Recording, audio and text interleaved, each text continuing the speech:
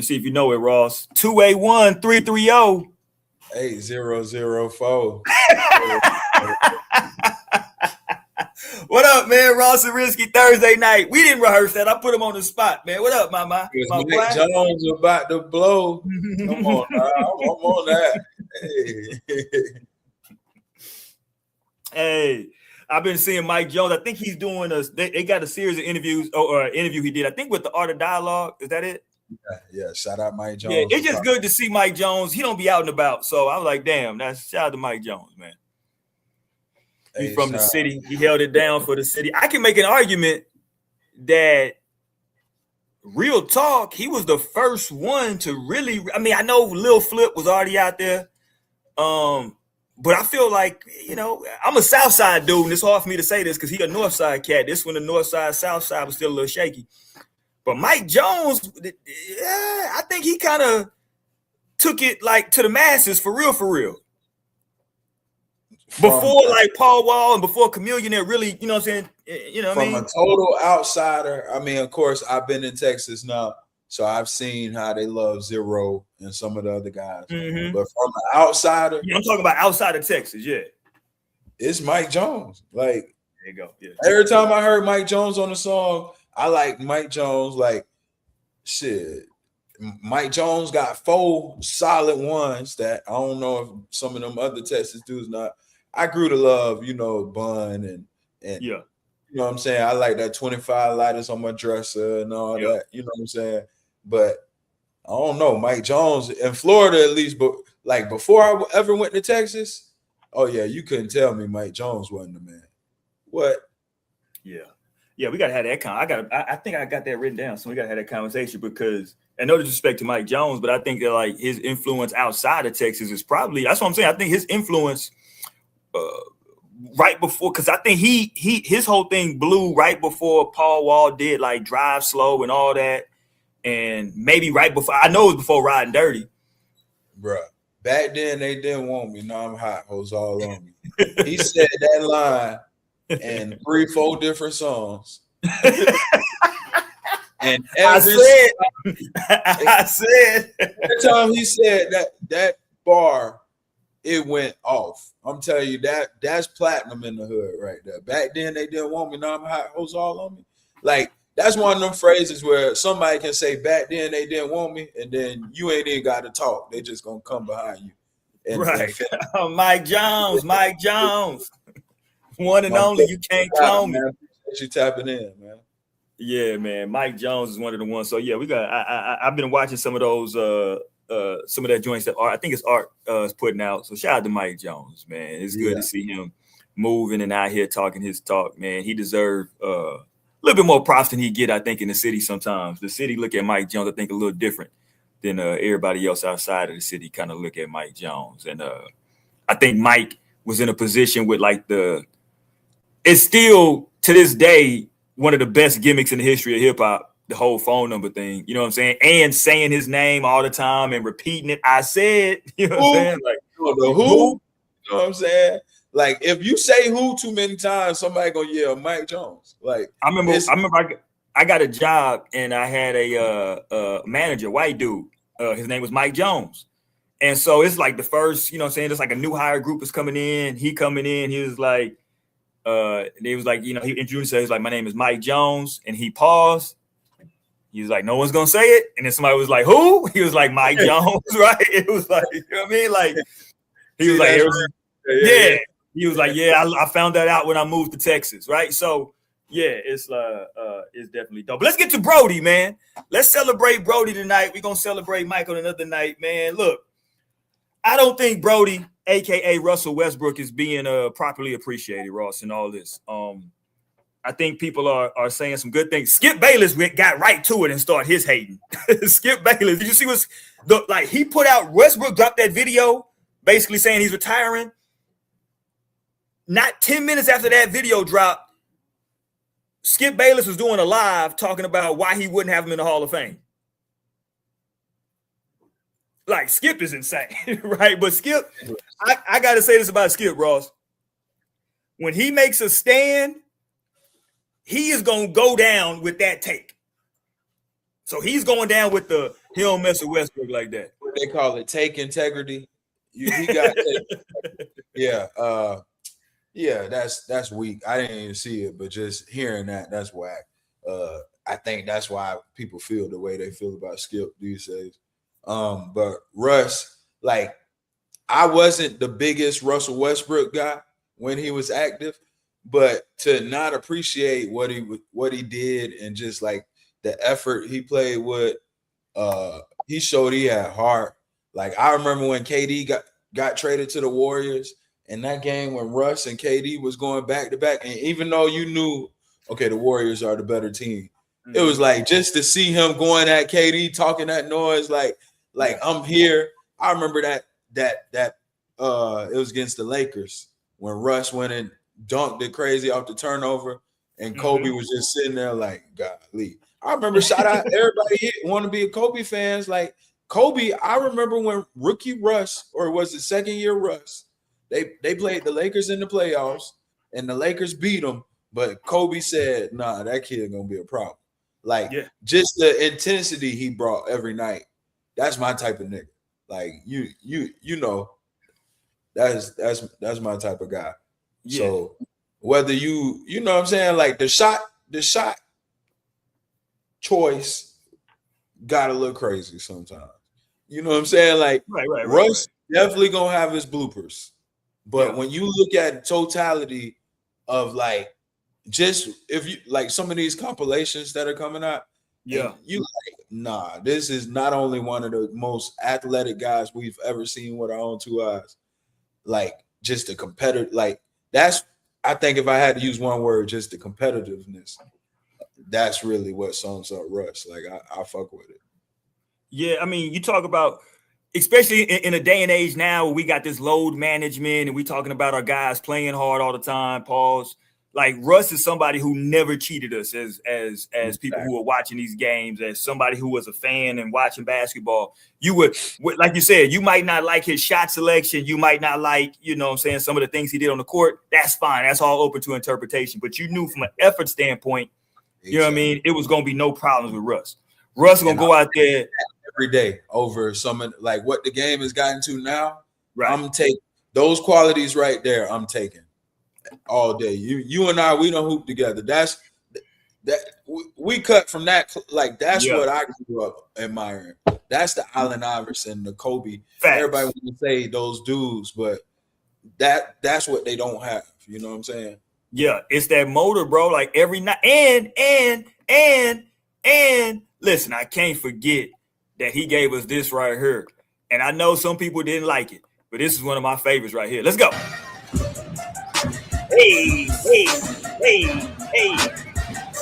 Get out of here, Charlie. Get out of here. What you doing? Hey, let's get it. Hey, let's get it. Shout out to my man. Hey, I would love to hear Villanueva talk about that. They got to talk about. I think we the first one to show that. Yeah, that's hard. That was one of my favorite clips all time, bro. On the sideline, they used to be fooling, bro. They used to go crazy. Him and Campaign. Yeah, I would say he was kind of like the first to really be on that too, though. Like John Wall with the Dougie. John Wall used to Dougie, but like Russ really all that dab and all that stuff. Like, Russ was kind of like how Cam in football, I would say.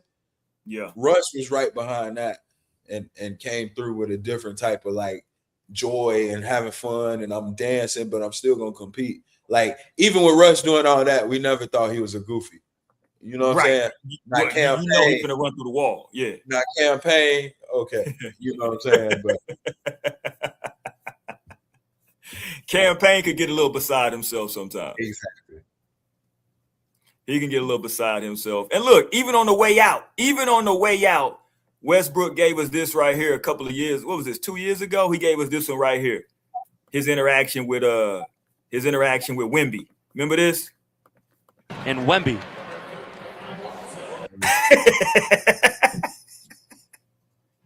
Look. Yeah, I had to get you back. Yeah. That's what crazy, bro. He's trying because he hit him in the butt. He hit him. He was just trying like, oh, I got to get him back. I'm gonna son you. I'm gonna son you in this. I'm gonna let you know I'm a big dog in this, bro. You a young bull, right? So shout out to Westbrook, man. Look, you talk about. I don't know what people want to rate him. You know, we can have a. I don't think right now is the time. And I know we live in a time, and we do a pod, so we guilty of it too, but not like them. Shout out to Jay.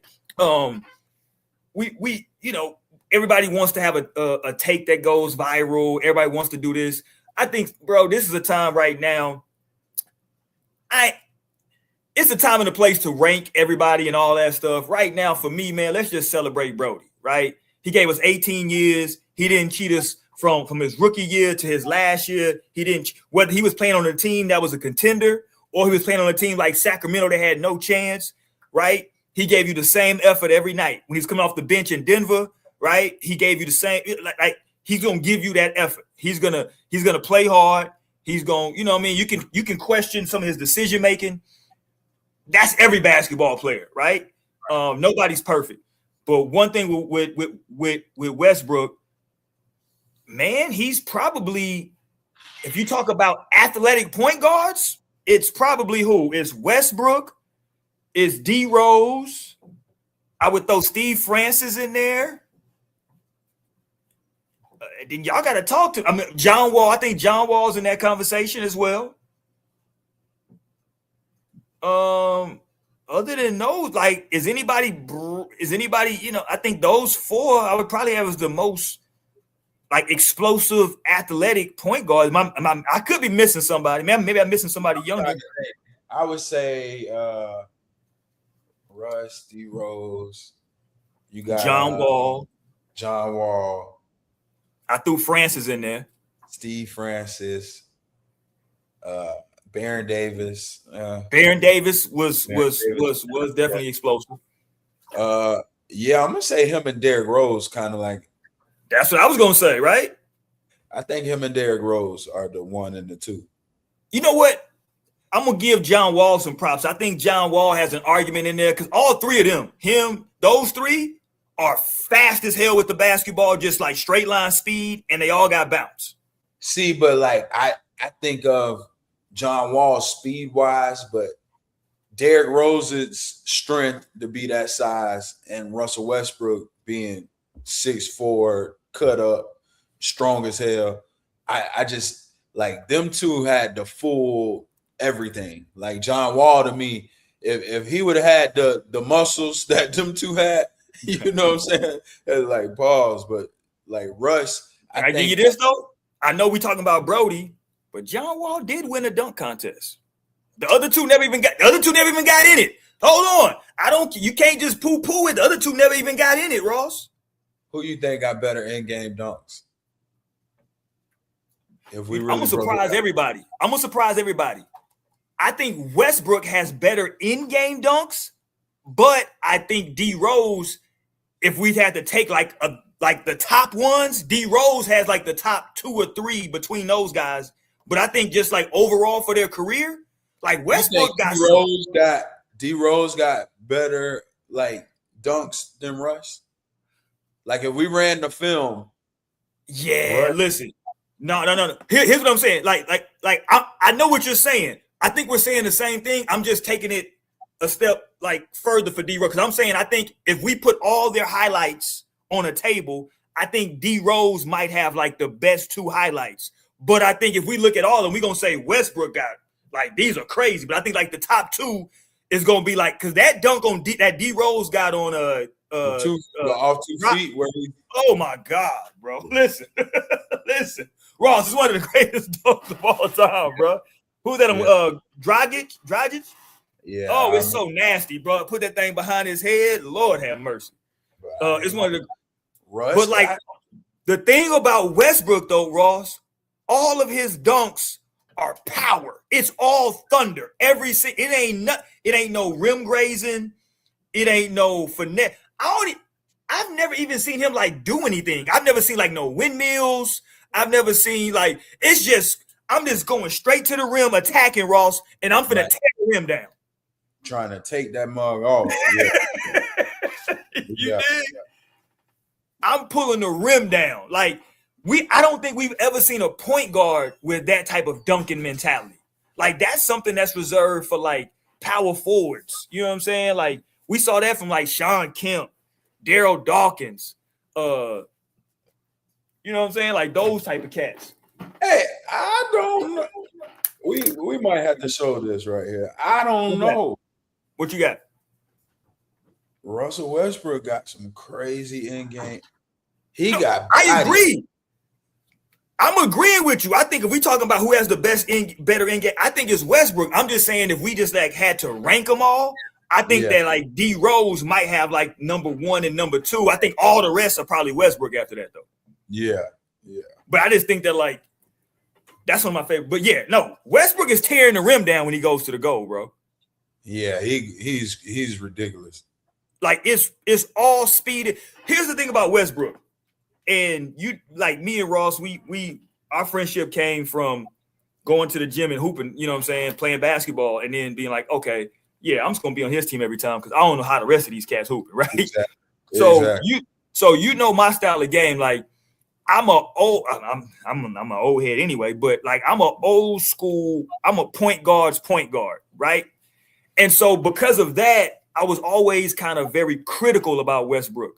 Because I never really considered him a real point guard, right?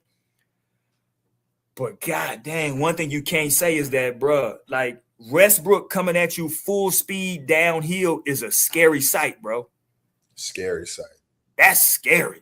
Yeah. Now look, it can be scary for both teams and both coaches because we don't know what he's gonna do, right? Yeah.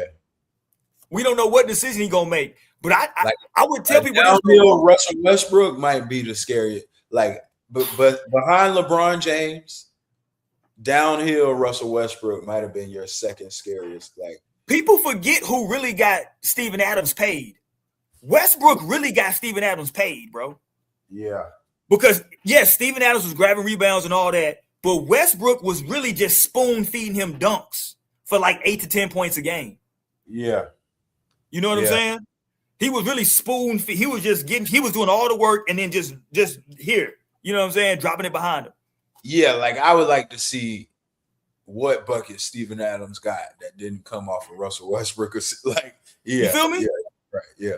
Like he literally got that man paid, bro. Like Westbrook really, in terms of how he led as a point guard, like the things that he would do, it was the like just, hey, you know how in high school, right? When the other team comes out, whether it's football or basketball, and they like kind of in y'all way, it's like, are we gonna go around them? What we gonna do? You already know what Westbrook doing. We going right here. Yeah. We going right here. Y'all follow me. We going this way, right? We ain't going around nothing, right? And so you gotta respect that from Westbrook. I would implore everybody to go back and watch the only finals that unfortunately Westbrook competed in with the OKC Thunder when they were some babies and they played the Heat. Westbrook was he was a problem in that finals. I know it was over in 5 games, but Westbrook, I don't know if he shot it particularly well, but I just remember him having some. Let me see, what was his numbers in that finals? What was that? 2009 or 2011, 2012? 2012, it had to be. Yeah. So for the NBA Finals, he averaged 27, 6, and 6. For your first NBA Finals at, what was it, 21? Yeah, he was young. So look, in Game 4, he had 43 points. At 23. Yeah. Like the dude, bro, I remember that final. So let's go. Let me see where we at. So he had. Let me know if you grab it first. I'm trying to find I thought I had it. The stats for the finals.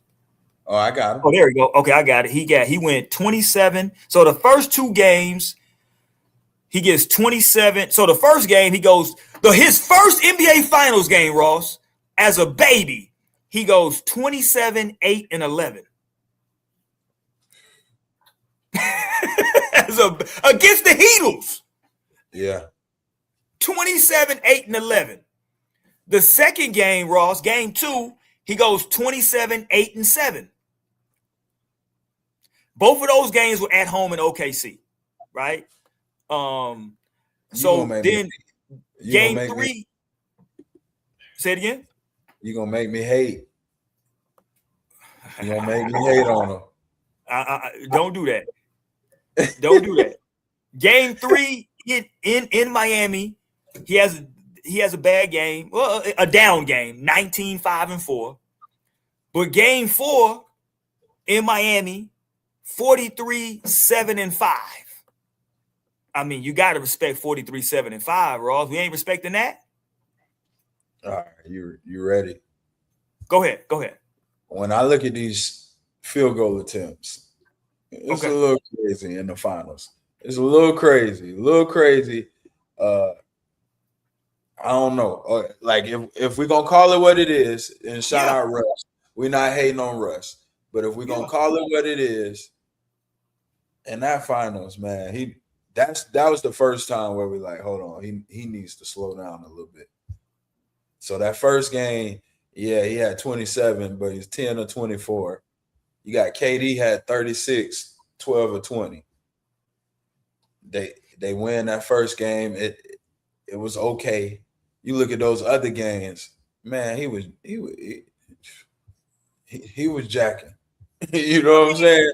Okay, so the only horrible game he had was the game where they obviously got eliminated. He was terrible that game. He shot 20%. They lost. But the game before that, when he had his 40-point game, he shot 62% from the field that game. Right, but game 1 and game 2, he was 10 for 26. He had 27 points on 26 shots. Like, he shot 43% from the field that series. So, and I don't want to make this like hating on Russ. No. I think all of that is fair in talking about the Westbrook. You know, that was like the start of the point guard talk where you say you was a little critical on him. Correct. That was the start because what it seemed like is, you averaged 27, but KD averaged 31, doing it much more efficient, and it almost seemed like you was like competing with him. He shot 14% from 3 in that NBA. Yeah, he wasn't a good 3-point shooter. You wanted to shoot. Here's the thing I was saying at that time. People are having revisionist history saying, Harden should have been the point guard. Nobody was saying that at the time. Smart people were saying the same thing that I was saying. They had a point guard named Eric Maynor, who was the backup, went to VCU. Yeah. Eric Maynor was a solid backup point guard. Yeah, I remember. And Eric Maynor used to come in, kind of calm stuff down. No, so that was the year after they had Maynor. Guess who they had this year? Hold on. So Maynor wasn't there in the final? I thought Maynor was there. Yeah, Keith Fish. Oh, wow. Okay. Derek so Fisher. So Maynor wasn't on the roster at all? He was after. It was D. Fish and Royal Ivy. Okay. Shout out to my man Royal Ivy from UT, man. Shout out to the Horns. Shout out to them Hook'em Horns, Royal Ivy. Huh? That's your boy? Yeah, with them Hook'em Horns, dog. Matter of fact, he was the coach for Royal Ivy, coached South Sudan. Oh, shout out. Oh, that's fire. Yeah, so shout out to Royal Ivy. They did get Maynor, but that was after. This was kind of D. Fish's last go around. But so now let me be fair to Westbrook. D. Fish is on his last leg. It ain't like D. Fish can really come in and stabilize you at that point. James Harden isn't James Harden yet, right? So we can't just, you know what I mean? And on that team, I mean, they got to the finals with Westbrook and with KD. So it's not like Westbrook. So what season was that? 2000 and what? This was 2012. So 2012. So let me see what Westbrook did his 2012 year in the NBA, just his stats. Because that's the thing. Like, I think he probably played the way he had been playing the whole year, right? Yeah, 24, 6, and 5. He was second team All NBA. He was 12th in MVP. What was his field goal percentage? He shot 46 from the field, and he shot 31 from three. I mean, yeah. So, I mean, that's what he's going to do. I just think, that's just who he was. You know what I'm saying? Yeah. Like, so for this series, he shot from the field, he shot 43. Shout out to the Heat. They made him a 3-point shooter. They said, hey, we're going to give you all them threes you want. And that's really what killed him, because Westbrook is that guy where if you challenge him, he wants to take the challenge. And at that time, his 3-point shooting wasn't well. So for that series, he shot 13% from three. So, you shooting 13% from three, we're going to let you have at it, Hoss. You know what I'm saying? You're going to have at it.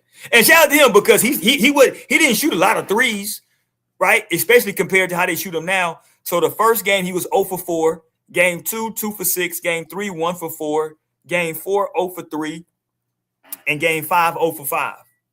So it's not like he was out here shooting 8, 9 threes a game, right? Right. So it is what it is. But I think that, like, he put a lot of pressure, I thought, on Miami's defense, whether he was scoring or not. I thought that, like, again, it was just him getting downhill. Like, when Russell was getting downhill, you got, like, the defense is scrambling. We got to do something, right? Now, if it wasn't a dunk, when it just comes to finishing, and again, this is not to disrespect Brodie, because we celebrating Brodie tonight, but when we're talking about, like, a non-dunk finish at the rim, let's be honest, he's the opposite of Kyrie Irving, right? When you talk about just finishing. He's not a great finisher like that, right? Yeah. He don't got a lot of the spins off the glass and none of that, right? He's trying to dunk it, and if it's not a dunk, you know what I'm saying? Like, that's not his strength. Now, at one point, his mid-range was like that little jump real high. Stop at the free throw line and just pull straight up. Yeah, he got really good at that. And he then did. But he even developed a bank shot, and he was good at that until he wasn't. Mm-hmm. And then he started shooting that mug off the side of the backboard. But certain parts, like I think with Russ, it was just one speed. Like he was the guy where, like, I gotta tone you down. I gotta relax you, rather than some guys where you got a lot of fire on them. Like Russ, I would say the one critique one thing I wish I would have seen, if Russ could have played with, like, a veteran point guard early. Like, D Fish was a vet, but D Fish wasn't your point guard. You know what I'm saying? Yeah, he's more of a spot shooter. You know what I'm saying? Yeah. Like, if Russ could have played with a Rondo or you know what I'm saying? Even though I know they was kind of like the same era. I'll give you a guy who, I mean, I know what you're saying. So if he could have played with the equivalent of, like, a Mike Conley, right? Exactly. That would have been great for him, right? To have somebody in his ear to be like, hey, boom, boom. You know what I mean? Dallas, when they got J Kidd around that time, and remember they didn't win it.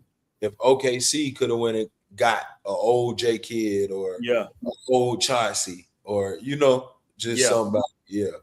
One of those vets that he can have some respect for, because that's the other thing about a guy like a Russ. He has to be able to respect you, right? He has to be able to respect your game in order for you to kind of come and talk. Because, again, it's not like he's not playing hard. It's not that Westbrook isn't giving you an effort, right?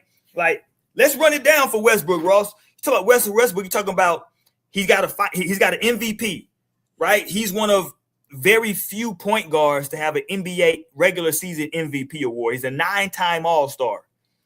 He's a 2-time first-team All-NBA. He made 5 second teams and 2 third teams. As a point guard, he won 2 scoring titles, and he led the league in assists 3 times. So you're talking about a guy as a point guard to not only win an MVP, but he led the league in scoring as a point guard who me and you both can sit here and say can't really shoot like that, Ross. Right. And led the league in scoring twice. Right. Yeah, that was after KD left. He was going nuts. 2015 and 2017 led the league in scoring. Yeah. Let's go. Wow. Let me pull this up right here as well. Go ahead. My bad. Go ahead. He led the league in scoring. Was he averaging a triple-double? So here we go. So here goes this is his 2017 year right here. So this is this is one of those triple-double years. So let me show you just some numbers for people who might have been too young for Westbrook. This is just some numbers from that 2017 season. 58, 3-9, 50, 16 and 10, 57, 13 and 11, 51, 10 and 13, 48, 17 and 9. Listen, that's all in one season. Yeah, he was going stupid. That's all in one. That's 5 different people's best game of their NBA career. Man, Brodie was doing his thing that year, bro. Shout out to Westbrook, man. Like, people can have their critiques, but like he played hard, and when he put his mind to it, I was one of those guys, Ross, that I was brought up. I played, again, just to show my age. My freshman year in high school was 1997. So I was in high school in the 90s. Growing up, we thought we would never see in our lifetime somebody do what the great Oscar Robertson did, average a triple-double. We thought, man, ain't no way. It's just too difficult. It's too hard. We had watched Grant Hill get close. We had watched Jason Kidd get close. And when Jason Kidd was close, it was like he was averaging like 13 points, 9 rebounds, 8 assists, that type of thing, right? We had never seen a guy averaging damn near 30, you know what I'm saying, trying to get a triple-double, right? Right. And so when Westbrook, how many years did he do a triple-double? It was like 3 years? I think it was more than that. Okay, how many years was it? Let's see stats. Okay. How many years was it? He averaged triple-double so he averaged, I got it right here. 4 times, bro. Exactly. He averaged 32, 11 and 10. He averaged 25, 10 and 10.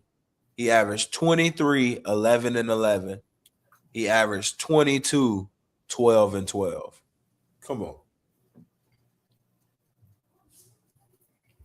And think about it. OKC, like he left, like he had his last 3 years in OKC, he averaged a triple-double, and they still moved on. Yeah. If I would have told somebody that, so what year was that? What was his last year in OKC? His last year in OKC was 2020, 2021. So had I had a time machine, right? And I could go back 20 years to the year 2000 and say, hey, there's going to be a guy who's going to have 3 straight years of averaging a 20-plus point triple-double, and the team he does it for is going to let him, it's going to move on from him. People would have thought I was insane. Crazy. They would have locked me up, Ross. Yeah. They're like, what you mean? Hold on. So we got 3 years of averaging what? And they going to do what? Like, his worst year, he's going to average 23 points with a triple-double, and they're going to move on from him. Crazy. Even shout out to him this year. Like this year, Russ averaged 15, 7, and 5. His last year in the NBA. At 37. In 29 minutes. Like 15, 7, and 5. And we still kind of like shitted on him. Which is hold on, Ross. This is where me and you got to part ways. Like, whoa. I'm old enough to remember 2 weeks ago on this show, we were trying to fill out the roster, ladies and gentlemen, for the Miami Heat. And I said, man, you know who could play for the Heat? He would fit the Heat culture. He going to be in shape. He going to play hard. I know he's not going to be there for a long time, but just for this season, man, they should probably get Russell Westbrook. I wish I had the clip. This man Ross said, nah, we good. We good. I say somebody got to hit a jumper. God, wait, Giannis, Bam, Russ. See, I was trying to put Russ on. My man Ross was done. You were done with Westbrook. Shout out Russ, man. We love Russell Westbrook. This your day. See, LeBron wouldn't have ruined LA for my boy. it would have been perfect to get Oh, Russ. wow. Oh, wow. Well, if Bron would have made my boy the scapegoat in LA, then it would have been perfect for Russ to go and get a reunion in LA. The Lakers could use Russ right now. They settled for Colin Sexton. Come on. Why you hating on the young bull? He's a watered down Russell Westbrook. Oh, wow. You know, one of my critiques of Westbrook, and I love Russ, and I wish I had my shirt on right now, but one of my critiques of Westbrook was this game right here, Ross. One of his best games of all time. I was looking around like, so hold on. Are we celebrating gang banging in the NBA? Is that what we're doing? And I'm not mad. When I used to be, you know, a young fool, you know, I was left side. You know what I'm saying? If you know, you know. I ain't getting too deep, but I was like, hold on, what are we actually doing right here in the NBA? Yeah, that's a Nipsey. I think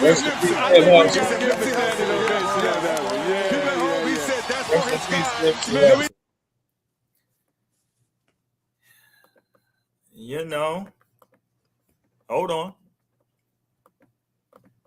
Unbelievable to go out and humble them. Grateful for the game, man, but that wasn't for me, man. That was for my bro, man. That's for Nipsey, man. 20 plus 20 plus 20. They know what that means, man. And I was sitting around like, whoa, hold on. We can't be out here just doing that. But what did he say wrong? Ross, see, Ross, you annoy me when you do it. When you do this, what did he say wrong? I'm asking. When you do this, you annoy me, Ross. When you do this, which part of 20 plus 20 plus 20 is banned by the league? Like what does that? I don't get it. Like what? We can't talk about math. I love Westbrook. I'm just saying. He didn't say shout out the rolling 60s. Like he didn't say that's that. what he said, Ross. What you talking? That's what he said. He did. That's why he said it the way he said it. Ross, do I have to bring it back? He didn't throw up the ends and say, "Oh, that on hood" or nothing like that. He said 20 plus 20 plus 20. If you know, you know. That's what "if you know, you know" means. And if we you know, Ross. Ross, but listen, I'm old enough to remember. When I was listening to the radio, right? And Lil Jon had a song that said, "Oh, ski, and they were playing that on the radio because white people didn't know what that meant. The rest of us know what that meant, Ross. So just because Caucasian people don't know what something means, so they air it. If we know what it means, I'm sitting back like, whoa, hold on. That's all I'm saying. I got a lot of respect for Russ. I'm not even knocking the 60s like that. I'm just saying when I heard it, I was like, I don't know if that's this is what we should be celebrating right now, bro. Because, Ross, if we're going to go there, the person who was responsible for the Nipsey tragedy was a 60. Let's keep it a buck. Shitty Cuz was a 60. Right. You're right. But that's what I'm saying. But we're not going to let him that day was in honor of Nipsey Hussle. And even if he was, like, we're not going to let him take away from honoring Nip. So take this 2020. 2020. I mean, it's a hell of a game. Now, I tell you, the analyst who is like, oh, 20, I think it's Kenny Smith. Was that Kenny? No, I don't know who it was. I don't know who. Whoever said, oh, 20 plus 20 plus 20. Oh, like maybe he shouldn't have echoed it, but Russ doing it, like I feel like he stayed on the right side enough to where he didn't cross no lines. Like if you want to put 2 and 2 together and make sense out of it, that's on you. But that is incredible. I'll say this. It's incredible to have a 20-point, 20 rebound, 20 assist game. Like, I'm not sure if I'm going to say this, Ross. I think it's more likely we see 100-point game than we see 20-20-20. Yeah, like that's you got to really try to do 20-20-20. Yeah, I think it'll have to be Joker. The only person who else could do something like that would have to be Joker. I'm with you. Yeah, I'm with you. I wonder, has Joker had a 20-20-20 game? Play NBA players to have 20-20-20. Well, who come up? Let's see. Maybe I'm sure Wilt did it. Russ and Will Chamberlain. You heard me. I said I know Wilt did it. Yeah. Wilt. Any number any stat that you think is crazy, Wilt probably got it. Outside of 3-point shooting, Wilt probably got it. Like Wilt. Joker was close, but and that's crazy. So Russ was able to do it and not the 7-2 center, which is crazy. But Joker had 23, 21, and 19. So he was close. But yeah, that's tough. So hold on. What did Wilt have? What can you give me Wilt's numbers? Wilt had 22, 25, and 21. Insane. February 2nd, 1968. All of Wilt's numbers just don't even seem real. But it's crazy that Russ, like we're talking a point guard putting up Wilt Chamberlain numbers. Like what is Russ? 6'3"? Exactly. That's crazy. And the other two guys that are close to him are 7-footers Exactly. in that particular stat. That's crazy. Like when you talking pound for pound, yeah. I think, okay, like we used to say Iverson pound for pound. Yeah. I think Russ is in that category. Yes, I think Russell. I love this conversation. You know, I'm a boxing guy. I think Russell Westbrook pound for pound. Man, look, if you just going pound for pound, yeah, and what he does on the floor and the numbers he put up, you're gonna have to put him over a lot of your favorite point guards. I'm just gonna be honest with you, because your favorite point guard doesn't rebound as good as Westbrook did in his prime. Can I give you the one thing, though? And I'm going to do this real time. I'm going to clip this out, and I'm going to put this up. Let's do this exercise real time. I've done this before, so I already know the outcome.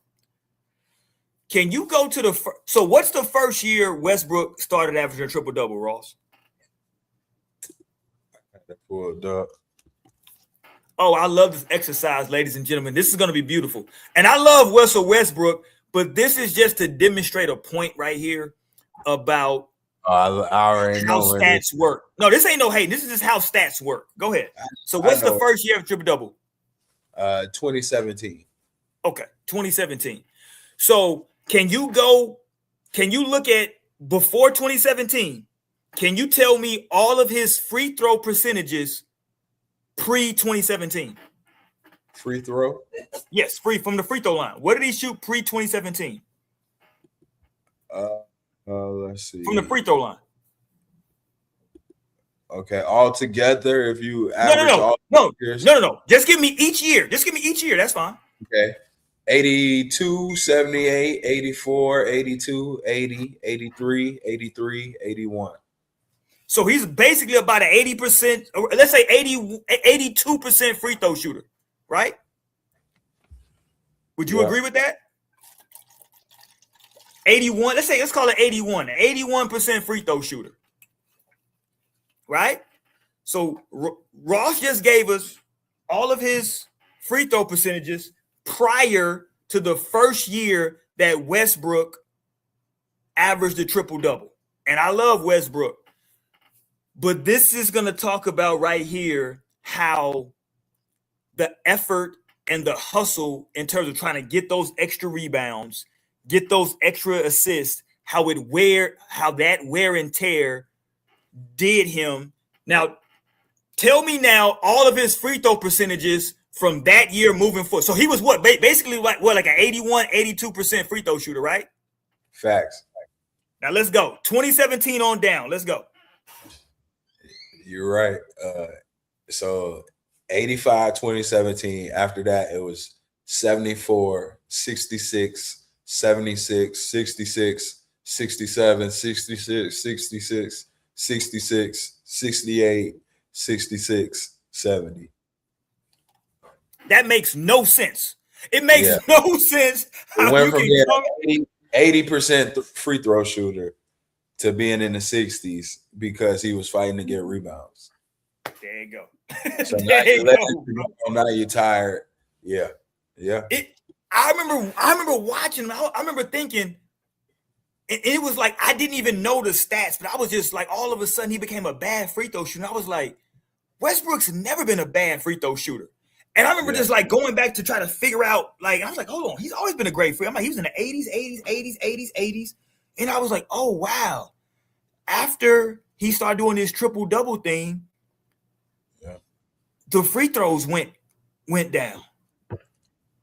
And it's like, that's my only critique of Westbrook. My only critique is, because to your point, Ross, the 2017 year, that was an organic year because he still shot a good percentage from the free throw line and he averaged a triple-double that year, right? That was the first triple-double year.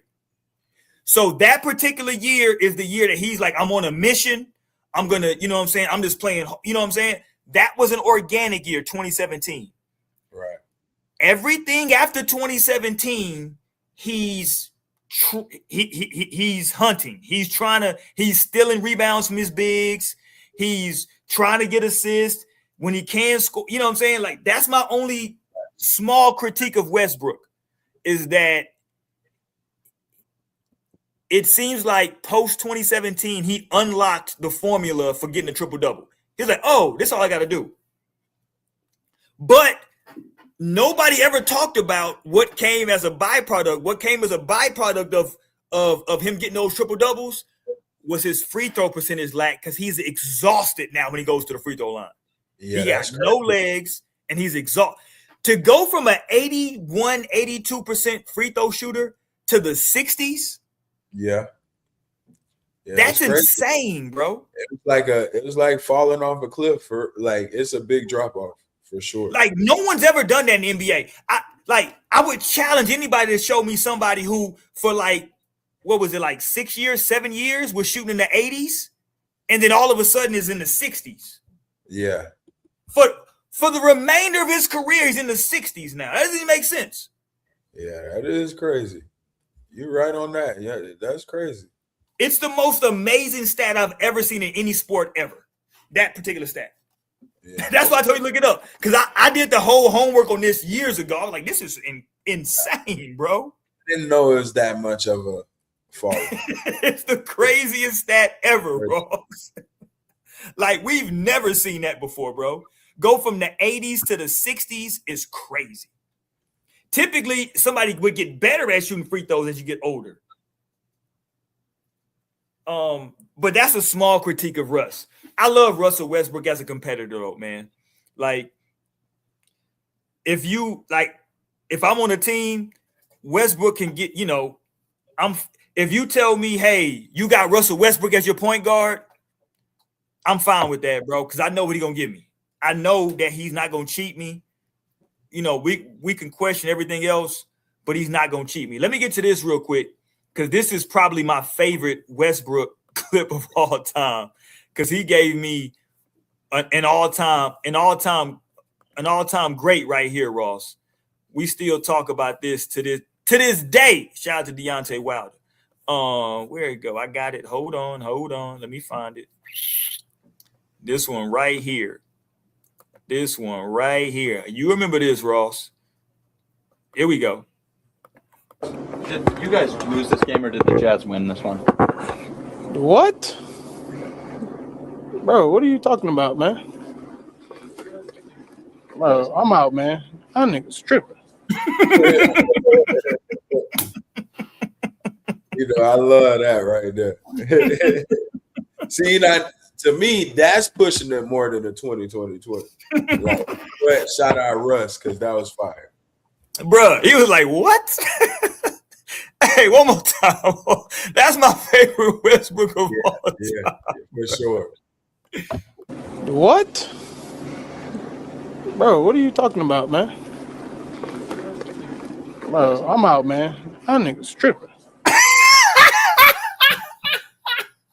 My boy said, what? Hold on. What was the reporter talking about? Let me bring it back. What was the reporter saying? Hold on. Let's go. Did you guys lose this game, or did the Jazz win this one? What? So the question is, did you guys lose this game, or did the Jazz win it? Did you guys lose this game or did the Jazz win this one? What? Bro, what are you talking about, man? Bro, I'm out, man. That nigga's tripping.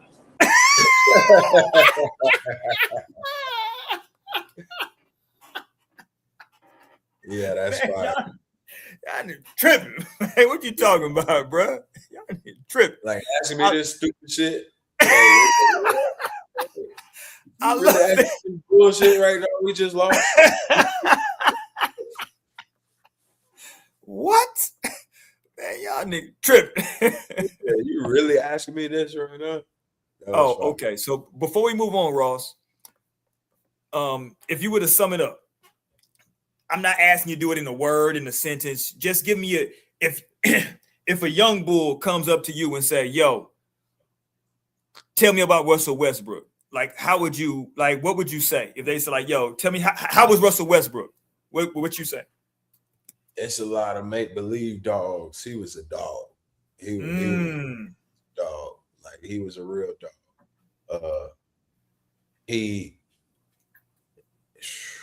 If you like a kid that hasn't seen Russell Westbrook, turn on that film right there. That's gonna show you how you should approach the game. That's gonna show you how you should approach the game. Now you may not agree, like we said, you got your stuff that you're gonna agree with, that you're gonna like or not like. But as far as being ready to play, once you do that jump ball and it's time to go, when it's time to really lace them up, yeah, that's how you should approach every game, like that guy. Facts. Let me give you mine real quick. I'm cheating a little bit because I had some time to think about this. But I would tell a kid, you see Giannis Antetokounmpo? Yeah. If Giannis was 6'3", he's Russell Westbrook. No bag. Nope. All that bag stuff ain't no bag. Right? It ain't the bag. It ain't the pretty bag. It ain't the Kyrie pretty bag y'all like. It's going to be none of that bag stuff. Right? I'm going downhill. When I'm going right, I'm going straight there. It's not nothing else. Right? You talked about it. As a point guard, one of the first things that we are taught is you gotta play, right? Change your pace. Ain't no change of pace with Westbrook. He's an old school pitcher. I got a fastball. You know what's coming. Can you hit it? Right. Can you hit it? Because I'm throwing 101. Right. Let me know what you're doing. But this is what's coming. I'm not throwing no curve. It's not a changeup. It's heat. Right? It's heat that I'm throwing. That's Russell Westbrook, man. And I'm not cheating you on. I know he never made an all defensive team. I'm not saying he was a great defender, right? Like that. But I know he gave effort on the other end. You weren't just finna just go by him, right? Like he would give you some effort on that end. But Westbrook was if you miss a shot and it comes off the rim and it's a rebound and that outlet goes to Russell Westbrook, good luck. My coach in college used to have a term. He used to say, we used to do a drill, Ross, and when I was in college, it was called sprint for life. That was the name of the drill. Sprint for life. It was like, yo, this ain't a regular sprint. This is sprinting for your life. We like, yo, when we do this, we hauling that. This is sprint for life. That's how it is guarding Russell Westbrook. When that ball comes off the rim and it's rebounded and the outlet goes to Russell Westbrook, all five guys got to sprint for their life. Yes. That's perfect right there. Yeah. When they talk about get it off the rim and go, he's literally going to get that rebound and he's flying.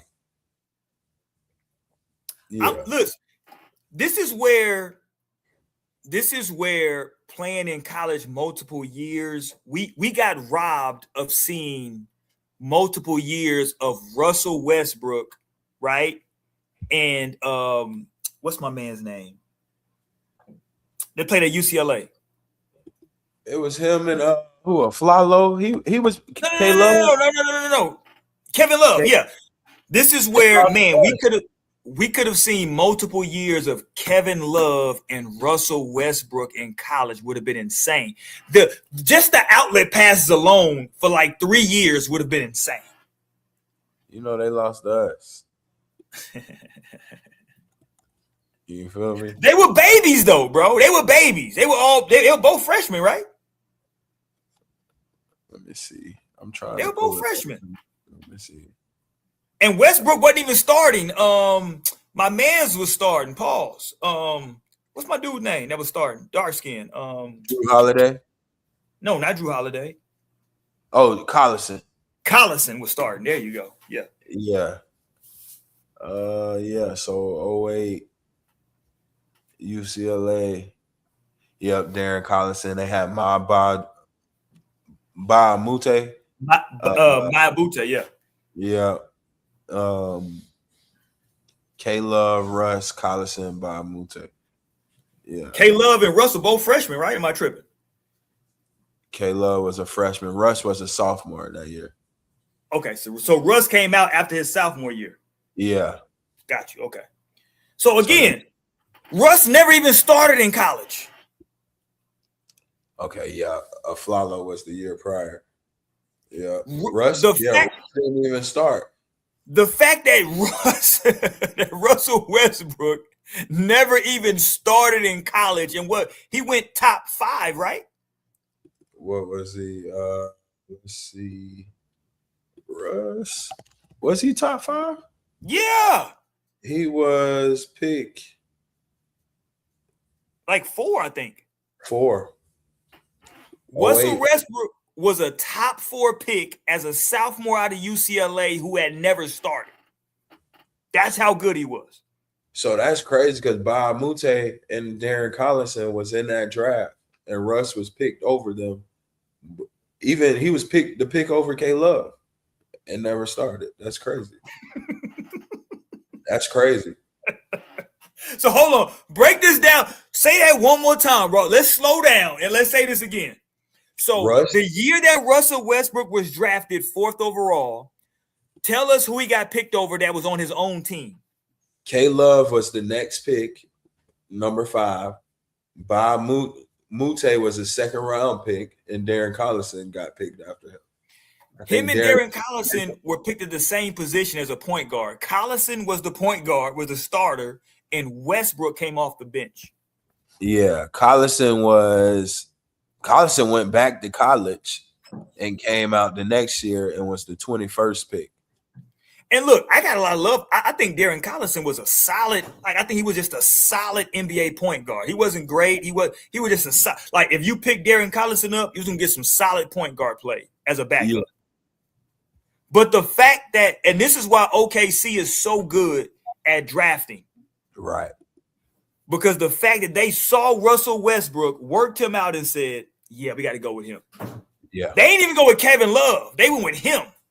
Yeah, that's crazy. Same college team. Off K-Love having an amazing, you know what I'm saying? Yeah, that was ballsy. That was we gonna go with him. We gonna go with the dude. Y'all got 3 guys that are starting that are trying to go to the draft. We gonna take the guy off the bench. And shout out OKC because we back-to-back years. I mean, you get KD 2nd pick in 07. You get Russ number 4, 08. And then a couple of years after that, who you get? Hold on, you got Serge in the 1st round. Then you get Harden number 3 the next year. And that's your core now. Look, in the perfect world, those 4 guys, and this is why I say, and look, we're going to transition to the NFL here in a second, Ross, but this is why I say there has to be something done about salaries, collective bargaining, and all this, because why is OKC penalized for drafting 4 players who are really good in order? They go KD, they go Westbrook, Serge, and then they go Harden. But now they got to make a decision because they can't keep all 4 of them because of the salary cap. That's insane to me. Yeah. I'll tell you who was their next pick. Who? Reggie Jackson. Who was one of the Reggie Jackson is such a weird player because coming off the bench, he's like one of the best off the bench point guards you can ever find in the history of the NBA, but he can also be a starter for you and be great as well. Like Reggie Jackson was a hell of a player for the OKC Thunder. He was a hell of a player for Detroit. Like Reggie Jackson had a hell of a run in the NBA. And this is what I'm saying again, Ross. Like, why is OKC being basically punished for drafting well? Facts. There should be something in place to where we can overpay these guys because we drafted them and we want to keep them. I'm looking, even some of the guys that they had to trade away in these drafts, like they just do a good job in their talent evaluation. They had a couple misses, but not many at all. Like OKC, that place, you had Reggie Jackson, okay, Perry Jones. You can consider him Perry Jones, that's Baylor, right? The kid from Baylor. He was, but they had made a Final Four. He was like 6'11". Like, so I understand what they were trying to do with that. Go ahead. Yeah, you can consider him a miss. Steven Adams next year. You know what I'm saying? He's still playing. Mitch McGary, okay, that was a miss. Campaign miss. You know, they No. had a couple. Whoa. Where did they pick Campaign at? 14. You remember he was Murray State. He had the little flute. Okay, so I'm with you. Hold on. So here's the thing. Though, Ross. So I'm with you. That is a little high for Campaign. I'm with you. But you already had Westbrook. You already had KD. So Campaign was when Reggie Jackson had That's what I'm saying. So you were just drafting for exactly. They were just drafting. See, we see this in the NFL a lot, not in the NBA. They were drafting for need. Right. We need a solid backup. And I think that like Campaign became a really solid backup for him. Like Campaign was solid. So I don't know if that's a miss. Like 14, it seems high for Campaign, but for what they needed him to do, I think he was solid for what they needed him to do. Solid at Campaign. The next year, Terrence Ferguson, that was a miss. When did they drafted quickly? They drafted Brandon Clark. Like they drafted a lot of dudes. Josh Giddey. Then you got J-Dub and Chet in that same draft. Chet with number 2, J-Dub number 12. Lively, they drafted Lively, traded him. Like you look at the guys who they evaluate, and like so many guys, whether they stayed or left, you know what I'm saying, end up being at least contributors. And if it wasn't for OKC, they went somewhere else and was a contributor. You know who was a really good player for OKC? Organization is crazy. You know who was really good player for OKC? They didn't draft him, obviously, and I don't know when they picked him up.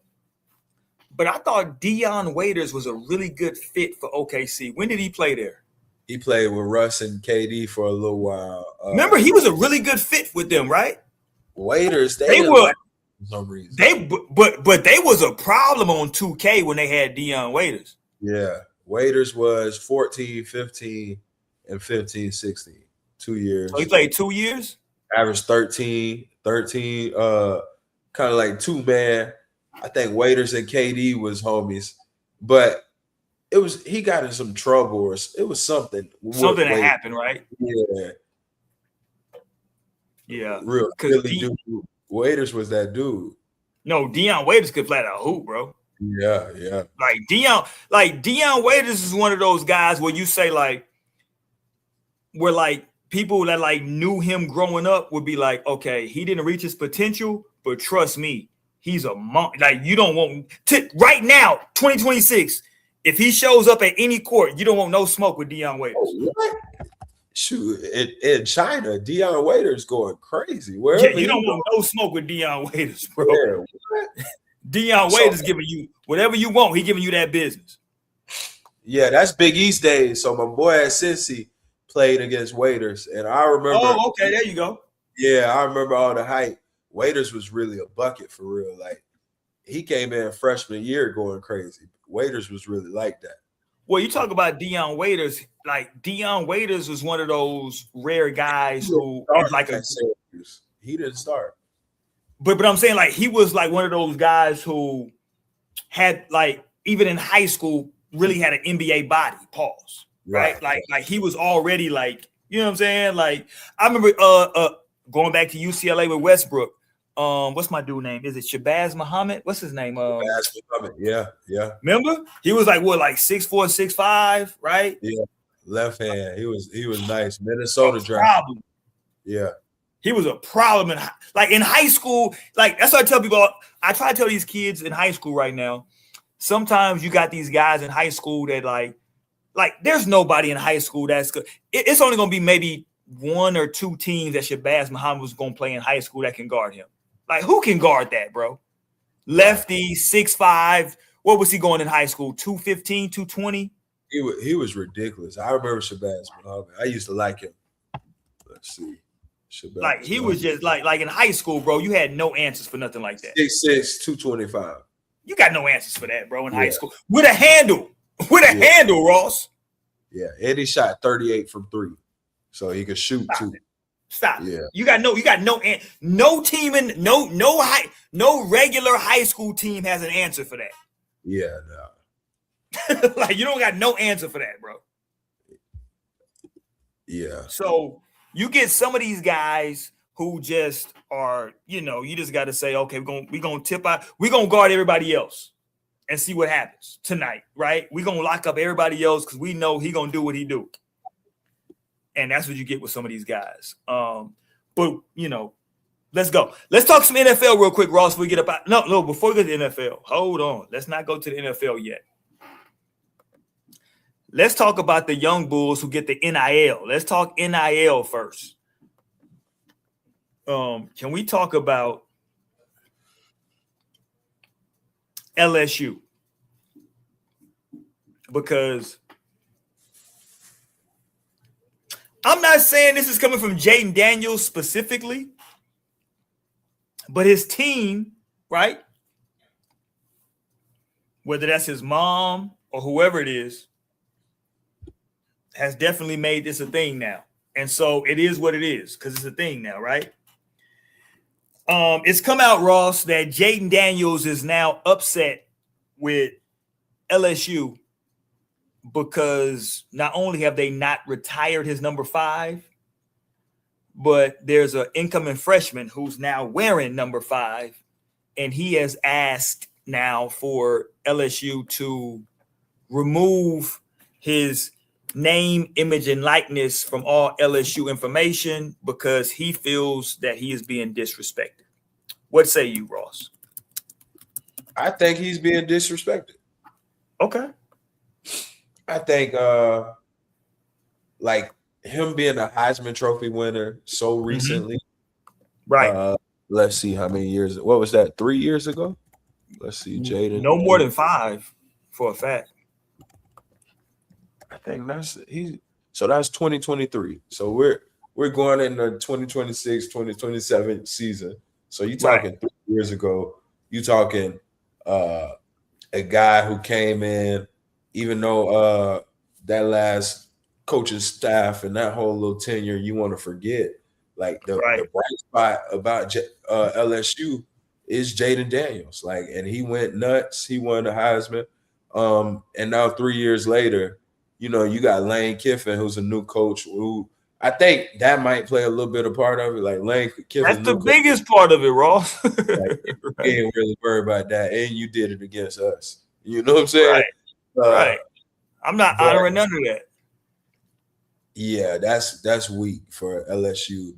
Because, I mean, shout out LSU, but y'all just ain't got that many Heisman Trophy winners to where, like, we ain't really put – like, I could see if you was Duke and it's like, okay, we wouldn't have no numbers if we just retired every number every time we got somebody. Right. I'm like for Alabama or something, like, you know what I'm saying?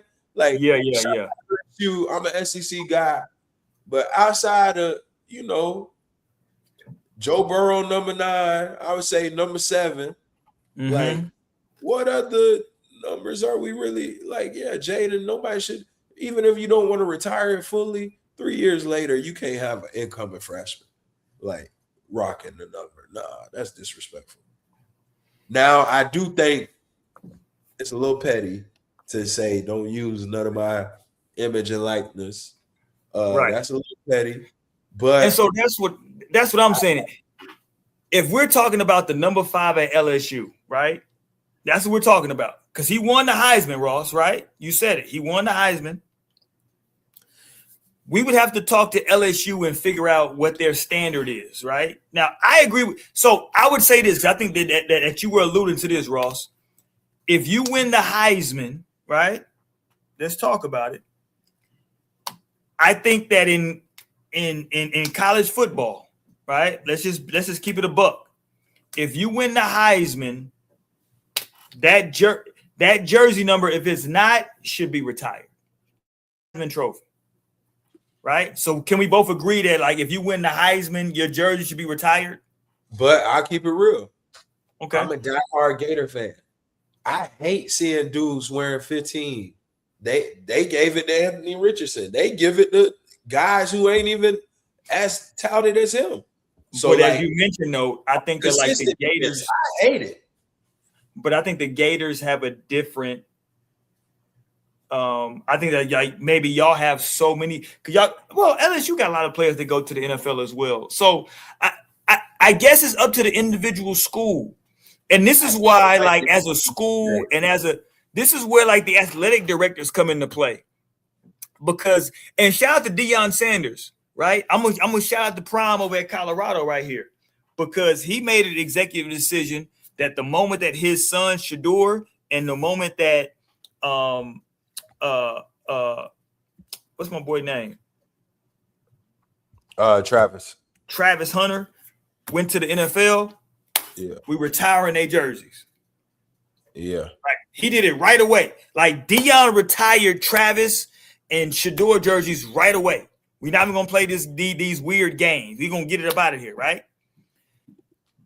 Yeah. Now, I'm with you, Ross. LSU is a very traditional power. So we can't really afford to just retire numbers. If we do that, it's going to be too many numbers, right? That we're retiring. If we do that consistently. So I just looked it up. So you brought up Deion Sanders. I just wanted to see. Florida State retired number 2 for Deion. So Deion comes from that. I think it might be an SEC thing. Because there's so many players, is what you're saying? I think with the SEC, they build their name on we produce the most guys. You know, so many guys gonna come in and out of here. We play a higher level of football. Okay, I'm interested to know who has retired numbers in the SEC. Yeah. I would hope that Bo Jackson's number is retired. You already told me that Tebow's 15 isn't retired, which is crazy. Tebow's 15. I hate that. I hate that. Tebow, nobody should be able to wear 15 at Florida. Exactly. Nobody should be able to wear 2 at Auburn. Okay. I'm seeing what it really is now. Let's go. Let's go. I don't want to do this. Let's go. I see a couple brothers. Yeah, Bo Jackson at Auburn. That should be so Bo Jackson's number's retired. Yeah. Okay. Pat Sullivan, his 7. Terry Beasley, 88. So Auburn has 3. Arkansas has 2. Georgia What's the got 2 from Hold on. What's the 2 from Arkansas? Clyde Scott and Brandon Bullsworth. I don't know who those guys are. Okay, that's way back in the day. Wow. Georgia got Herschel Walker. Yes.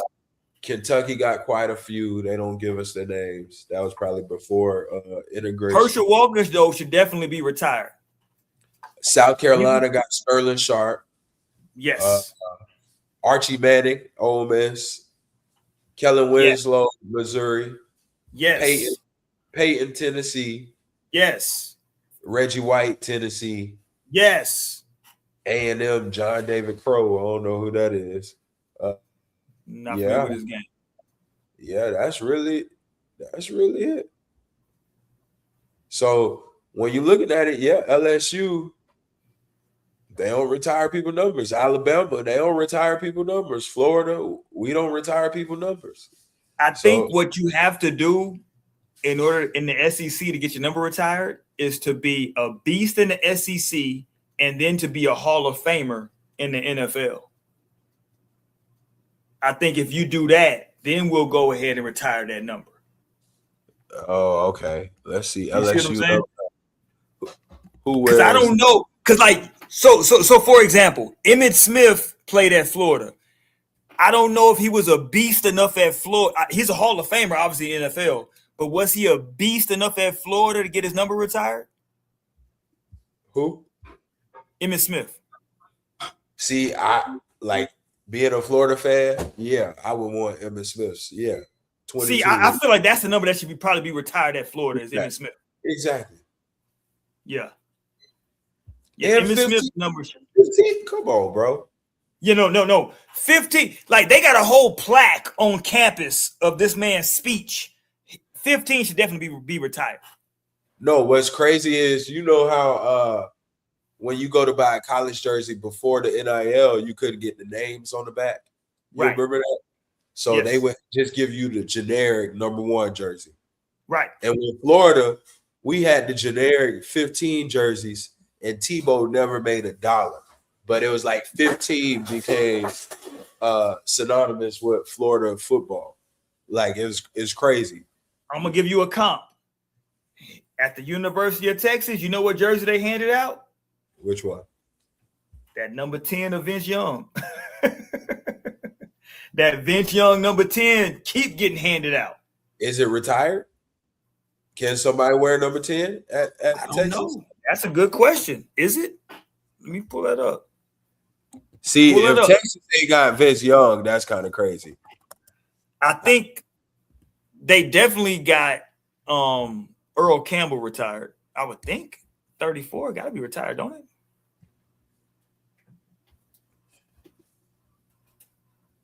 Oh, retired.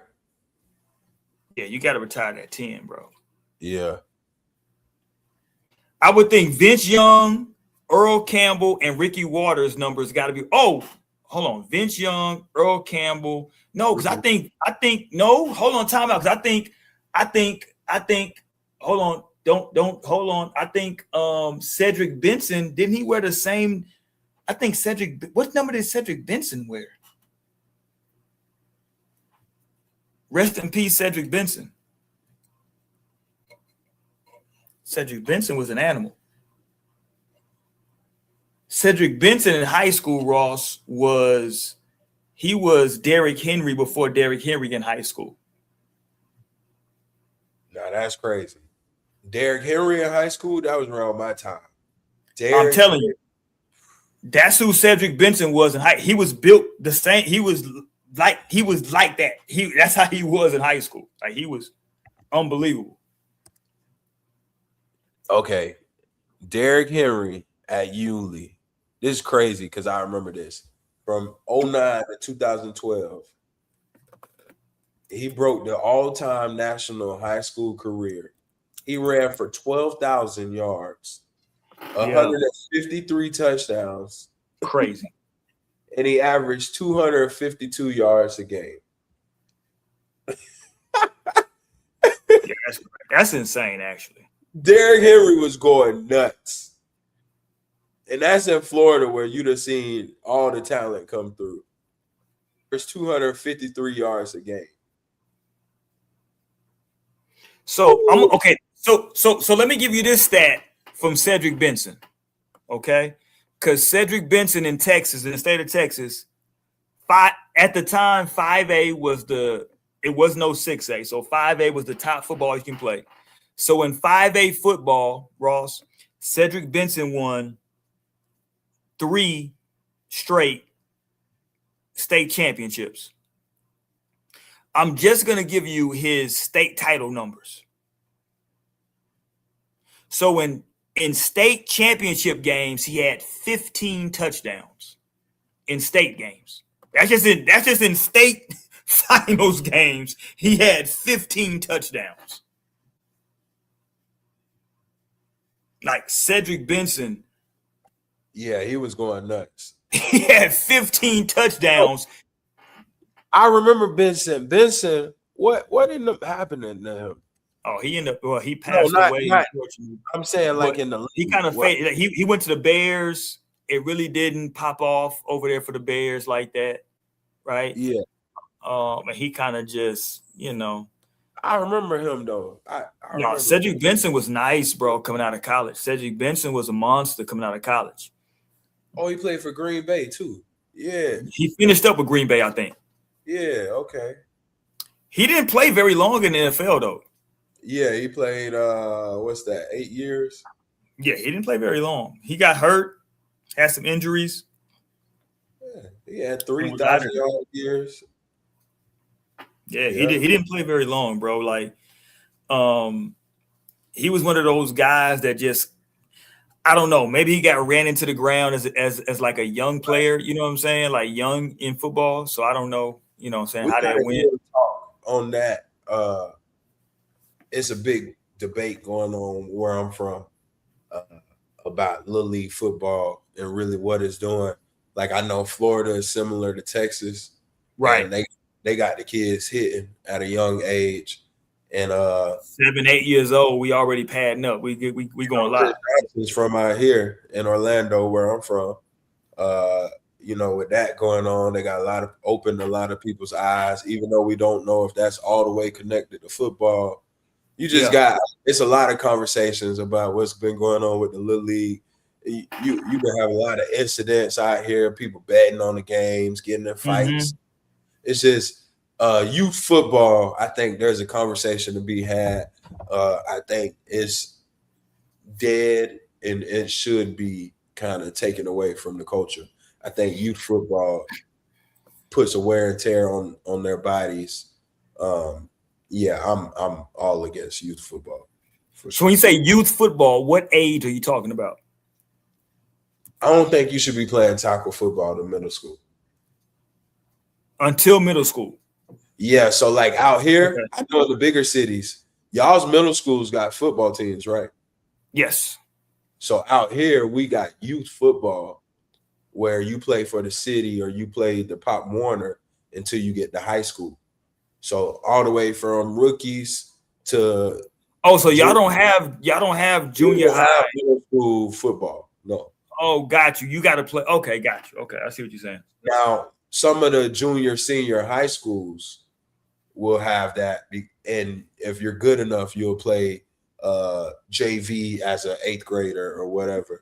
But as far as like just the middle schools having football teams, they don't.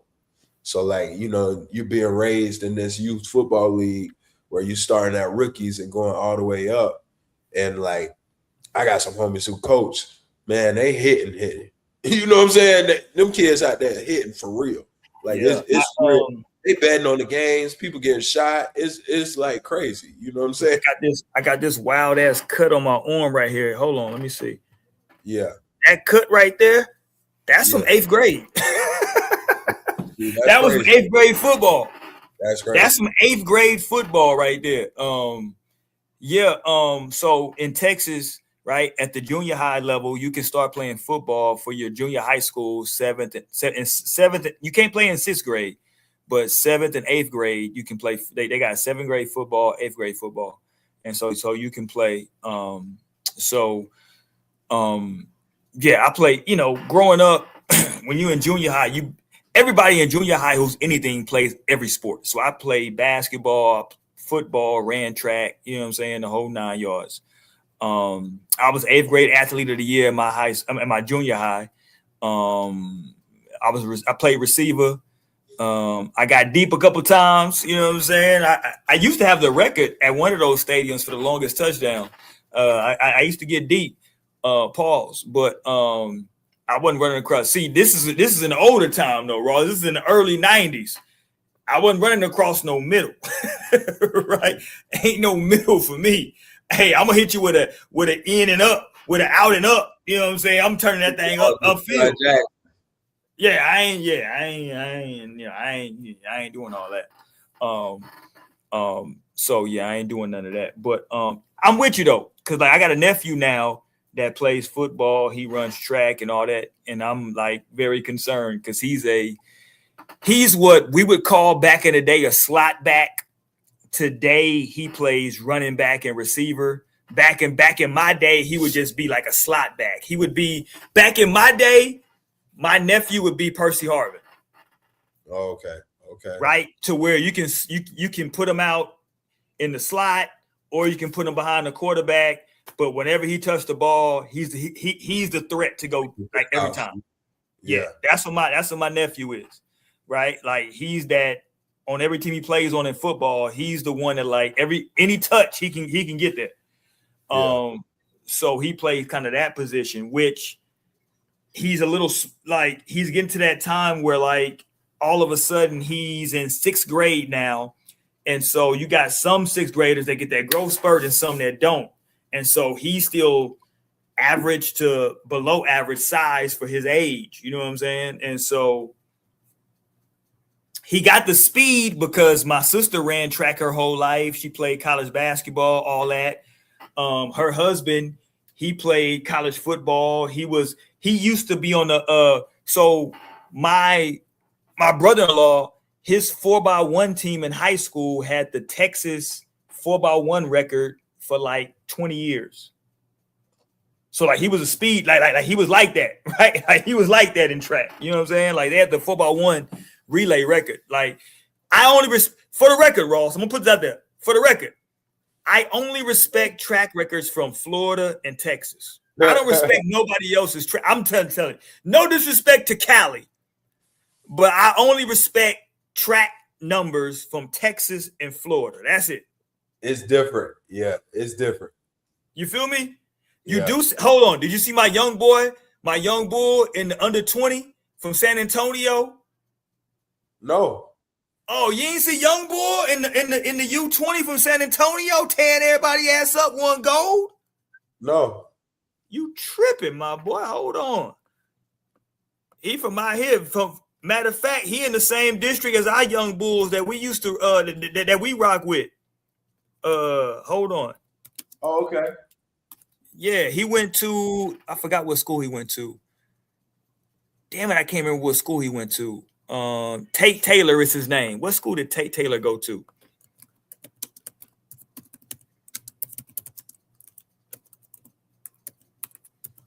He fast like that though, huh? Oh, no. He's gonna win Olympic gold medal. Tate Taylor went to I'm trying to think what high school. He went to Harlan.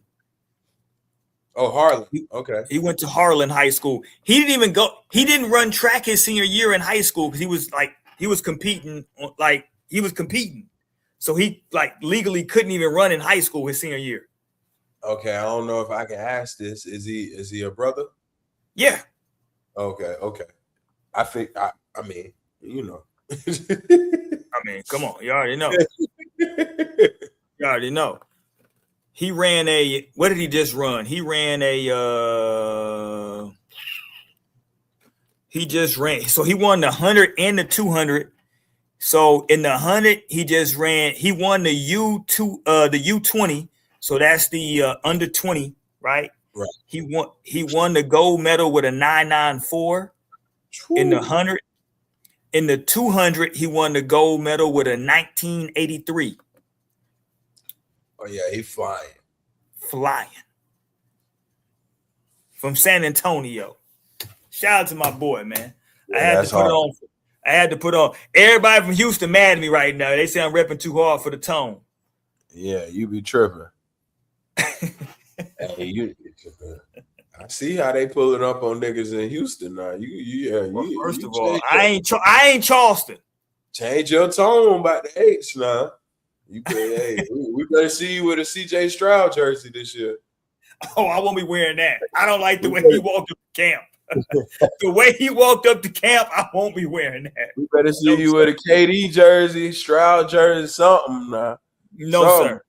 Although, hold on, me and my brother-in-law, right? Because he played football, he's a Miami fan. So we're gonna be in Houston in December for basketball because UT is gonna play Miami in Houston December 12th. December 12th. They play that's UT fine. versus Miami. We're gonna go pull up down. They got a whole thing. It's gonna be so it's 2 days, December 12th and December 13th. It's gonna be UT versus Miami, and then I think A&M versus Florida. I want to say. So you going to the game? Yeah, I'm going to the game. And then the next day, the 13th is going to be U of H versus. Let me pull it up. Hold on, let me pull it up. God damn it! You gonna get to see my young boy. We got a young kid that grew up where I'm from. Here in Melbourne. He played at Miami. Okay, for Miami. Okay. So he grew up where I'm from in Melbourne. They actually, bro, once that NIL kicked in, they shipped him down to Miami to go play with the Boozers. So he won national championship with the Boozers. And then this year went and won it again, being the best player. So Houston got what they call in the Hoop Fest. Houston Hoop Fest, December 12th and 13th. December 12th is going to be a Texas Longhorns versus Miami Hurricanes, and then followed by Florida State versus Texas A&M. That's the boys, both boys teams. December 13th, you got U of H, the Houston Cougars are going to play LSU Tigers women. So Houston women versus LSU women, and then the nightcap is going to be U of H men versus LSU men on that day. So that's a good weekend. I'm gonna be down there that weekend, man. That's dope. You're gonna get the Miami Hurricanes coming into town, the A&M Aggies coming into town, and the LSU Tigers coming into town. That's dope for the city right there. I hope everybody pull up. Yeah, that's fine. I hope everybody pull up. We got a lot of time before that come because I hope everybody pull up and show me some love. I got some homies gonna have some cameras. I might get some footage while I'm down there. Not might. I'm gonna get some footage while I'm down there. God damn it. I'm gonna holler at the Charlos while I'm down there. See if I can get them on record with me. They mindset be a little different, so you know. I don't want no smoke. I don't want no smoke with the Charlos. Yeah. You be hating on Houston, man. I don't want no smoke. You know the Charlos graduated from my rival high school. Oh, word? The one right across the street, right down the street? He went to my rival high school. Yeah, so I ain't got no smoke for the Charlos. Yeah. Shout out to the Charlos, but I'm cool on it. They retired. Does the name Tila Tequila mean anything to you? Oh, shout out Tila Tequila. Yeah. She went to the same high school as the Charlos. Oh, yeah, I was tapped in. That's the rival high school. She went to the rival high school for me. Nobody even knew who she was in high school, bro. That's crazy. What blew her up? Post high school. After she gave him high school, she started getting on the internet and wilding out. Yeah, everybody like, hold on. They're like, that's the little Asian girl that was going. Like, she wasn't like that at all in high school. You know what I'm saying? It's crazy.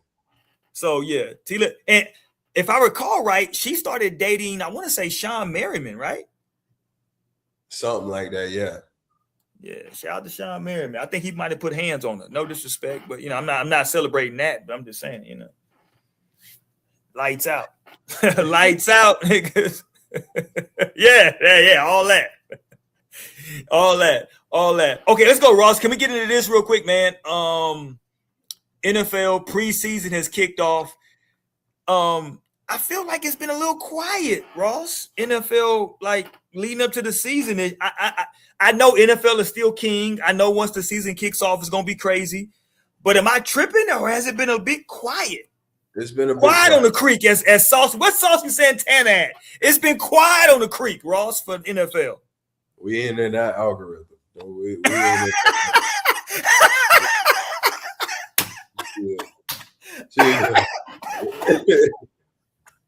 But yeah, it's been a little quiet.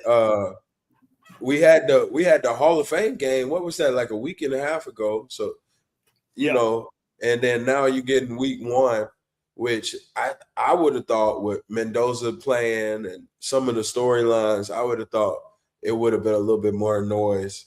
But you know, NFL is king. So far today, we saw a lot. I kind of follow the scores on my phone. You know, not everybody's playing.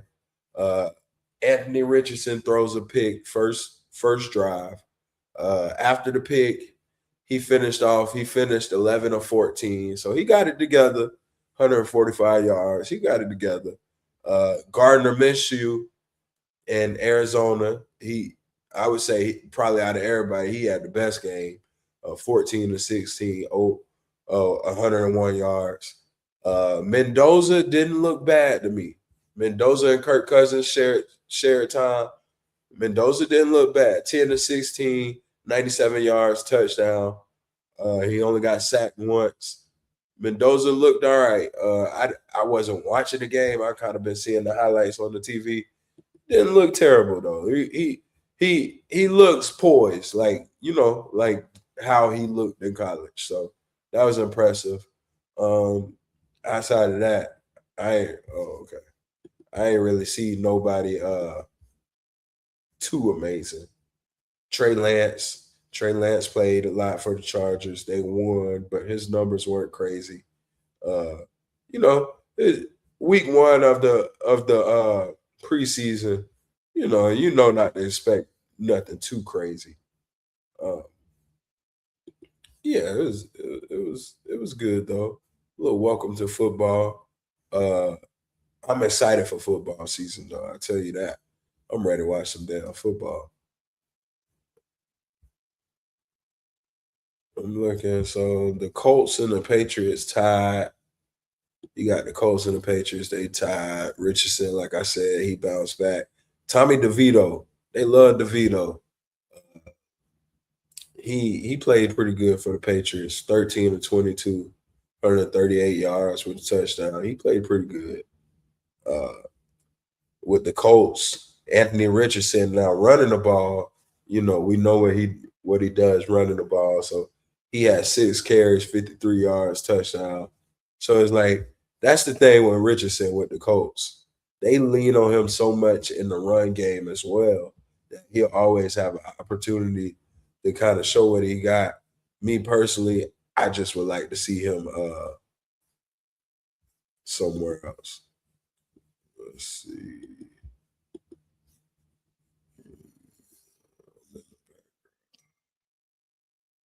Do it. Hold on.